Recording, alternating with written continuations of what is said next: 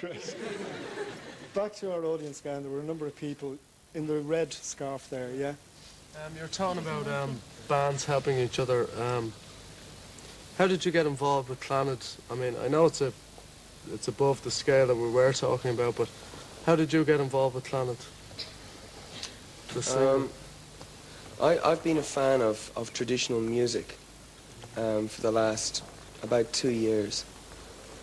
And one of the things I feel very guilty about in some ways is my suburban background. I was born in Ballymun, and just in between Ballymun and Finglas, and I kind of resent the fact that we didn't grow up in listening to traditional music and anything like that. In fact, I would have, at the time, I grew up kind of sneering at traditional music, the diddly idle we used to call it. But I've since come to realise that traditional music has so much, has so much to offer. Contemporary music in its rhythm, in its tone and the textures. And I think that as well as just being a remnant, as well as just being folklore, it has a new significance as we become more dehumanized in our city lives.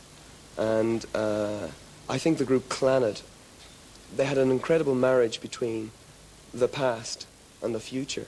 You know, the technology they were using, the synthesizers, and the modern sense to their music, combined with songs that were 1,000 years old. And that was unique, and that got me interested in Clannad. And I've always been a fan.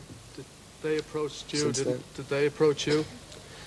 Was the song written with you in mind? No, it wasn't actually. The song wasn't written with me in mind. They just said, you know, the record company had said to the group, to Clannad, you know, would you be interested, you know, in singing with a few characters? She named a few guys, and they didn't seem to click with her. She said, well, I wouldn't mind you singing with Bono. So they invited you, yeah. That's what, you know, some papers, papers, sort of gutter press will always look for an angle.